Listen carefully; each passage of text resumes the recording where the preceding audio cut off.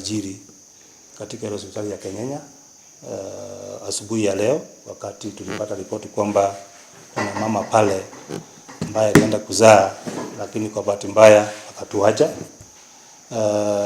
Kwanza ningependa nami kuchukua nafasi hii kwa niaba ya department ya matibabu na afya ya umma kutuma rambirambi zangu za dhati kwa familia ya yule mama ambaye alituacha na mtoto wake leo asubuhi, wakati madaktari walifanya kila wawezalo ili kuokoa maisha yake, lakini kwa bahati mbaya akatuacha.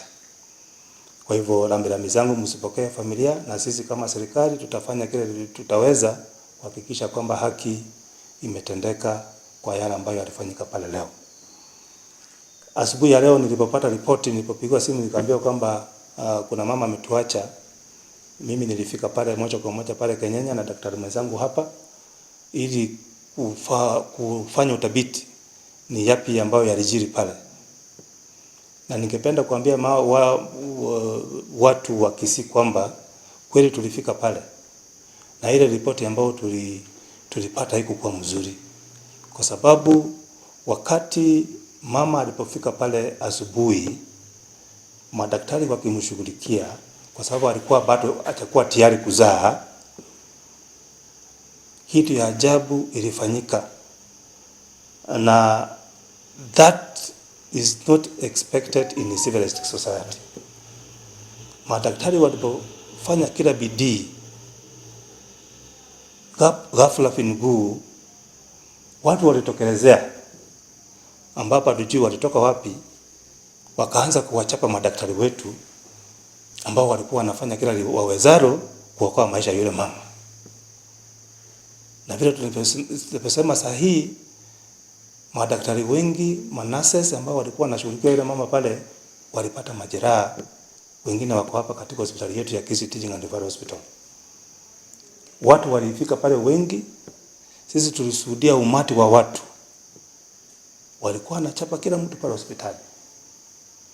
Kazi ya daktari ni kuhakikisha kwamba maisha ya kila mtu, hata yule ambaye alikuwa anampiga, yamelindwa.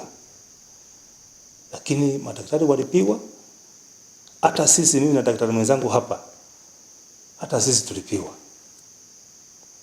Kwa hivyo tumeona mambo mengi yakisoma kwa mitandao, lakini ukweli wa mambo ni kwamba madaktari walifanya kila wawezalo, lakini wounds from nowhere waliingia hospitali wakaanza kuwachapa, compromise maisha ya yule mgonjwa ambaye alituacha. Na ningependa kuambia kwamba hata ambulance ambayo ilifika pale ili kuevacuate yule mama, wale vijana, wale wounds ambao walifika pale walihakikisha kwamba ambulance ifike pale hospitali ili kuevacuate yule mama apelekwe hospitali nyingine aweze kusaidiwa. Yule mtu ambaye alipanga wale vijana wakuje kufanya yale madhara wamefanya pale, tunamkemea sisi, kwa sababu yeye ametufanya tukapoteza maisha ya yule mama. Fucha imefanyika pale kwa wingi, hospitali imeharibiwa, vitu vimeibiwa, na vijana wengine ambao hatujui walitoka wapi. Hata yule mama, wale familia wa yule msichana ambaye ametuaga, kuna watu wawili pale walijeruhiwa na watu ambao hatujui walitoka wapi.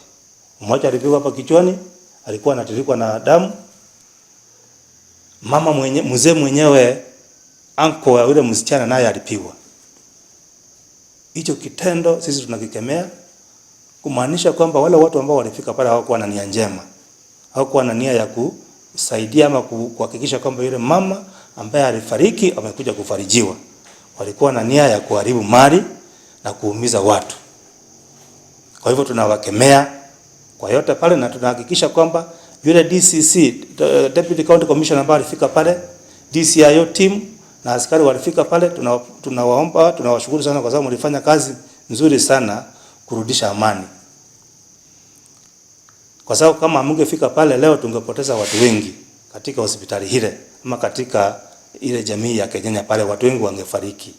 Vijana walikuja wamejihami, mapanga, mawe, vyuma, silaha mbalimbali, kumaanisha kwamba walikuja kupigana vita, hawakukuja kuomboleza ama kusaidia yule mama ambaye alikuwa anasaidiwa na madaktari pale hospitalini. Walikuwa na nia mbovu.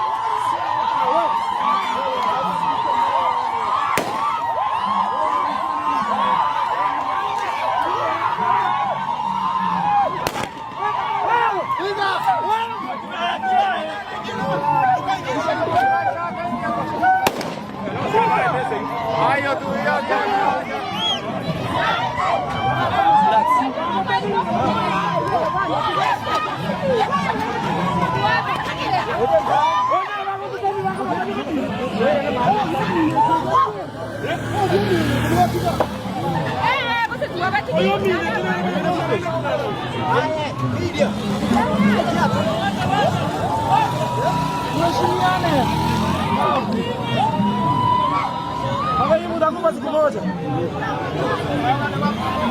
Baadaye ulikuwa na wawatu.